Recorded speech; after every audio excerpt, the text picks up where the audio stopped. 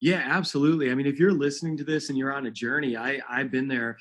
Most of success in life will actually be determined by what you unlearn and your ability to unlearn. Because the biggest detriment to future success is often past successes. Sure. So it's like, whether you're building a business or whatever you're doing, it's like your past successes are the biggest deterrent to your future success. So everyone's like, man, how much can I learn? And I constantly ask people, how much can you unlearn? That's the real question. And for example, when I came to New York as a pastor, I did everything that works in Indiana and it failed here. So it's like my ability to unlearn Midwest Christianity determined how successful I could be in the Northeast.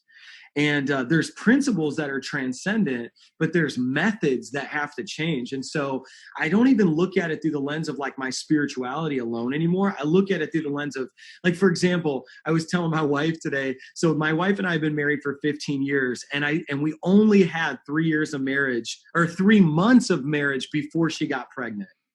And today I was telling her, I was like, man, Jules, I remember every freaking day of those 3 months. They were amazing.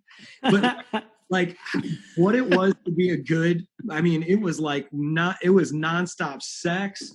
It was us watching, this was pre-Netflix era. So we used to have to actually go rent videos. I don't know if anyone remembers that. Blockbuster. Yeah, like it was sounds actually fine. Just sounds like more sex. That's fine. Yeah, yes. The renting movies was an excuse for more sex. And my dad, rest in peace, we found his actual like credit line at a movie store and just ran it up before he died.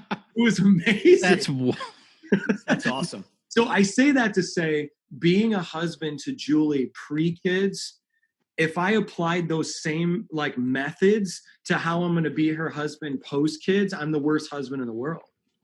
Right. And so so I think the same thing's true with your spiritual journey. Like even the type of Christian I am today is different than the Christian I was when I converted to Christianity from an atheist.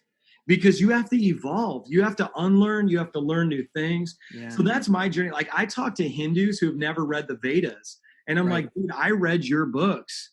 I talk to Muslims who are like, I've never read the Quran. I'm like, dude, not only did I read it, but here's my take. And here, and I've had a lot of people come up to me and be like, man, you quote my book better than I do. And I think that there's something to be said about that, but I'm also like ferociously curious as well, which has been a big asset for me in life. It's been a liability too. What does this do? Let me see. Definitely. Definitely. But yeah, mostly positive. Yeah. So I would encourage anybody listening, like, I want to know what I don't know, and then I want to unlearn what I think I know. That's success.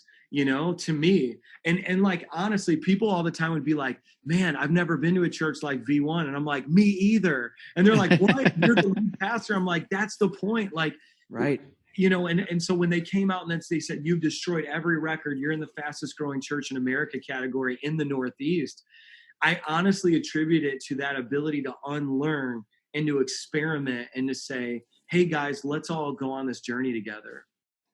Yeah, no doubt. I think that the worst position to be in is to have this existential crisis, but be unwilling to actually look at anything. Yeah. I talk to people all the time. They're like, they're not sure. They're like, well, I don't know if I believe in God. I don't know if I do. I don't care where people fall. Right. I just think being intellectually lazy about something that's such an important question isn't going to serve you. Yeah.